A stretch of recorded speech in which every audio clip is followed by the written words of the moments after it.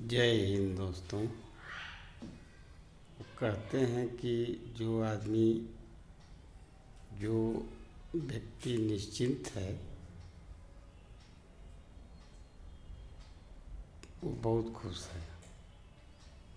इसी क्रम में एक माँ और बेटा गांव में रहते थे और एक राजा थे, उनके पास एक हाथी थी। हाथी जब उसके घर के बगल से निकलती थी तो लड़का 19-20 साल का था। स्वभाव में वो दौड़ करके हाथी की पूँछ पकड़ के खींच लेता और 4-5 पग पीछे हाथी को खींच देता। राजा हाथी की खुराक बढ़ाते गए, बढ़ाए, खिलाए।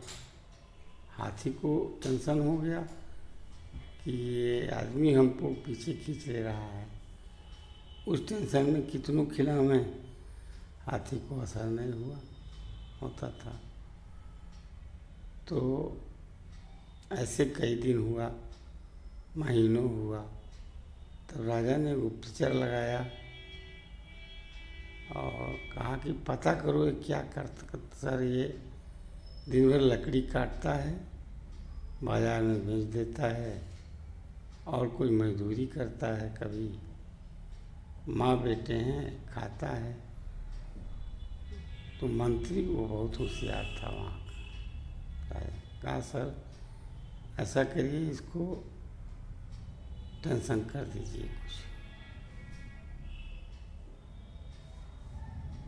उन्होंने कहा तुम तो बहुत बहादुर हो। राजा ने मुलाकात किया, तुम हमारे दरबार में जो है कुछ काम करो। तैयार हो गया। अब राजा का हुक्म कौन। कहा कि तुम रोज़ नहाओ, सुबह 4 बजे मंदिर में दीपक जलाओ, पूजा करो, शाम को भी यही करो। तुमको खाने पीने की सारी चीज़ें। अब माँ के साथ रहता और कुछ नहीं मिलता था, बहुत थोड़ा मोड़ा। अब इतना ज़्यादा खाने पीने की मिलता गया। 1 महीना बाद फिर उससे वही क्रिया कराई गई। तो इस बार हाथी उसको घसीटते हुए लेके चली गई। तो मंत्री और राजा ने पूछा कि आखिर किसका क्या। उसने कहा कि कोई बात नहीं,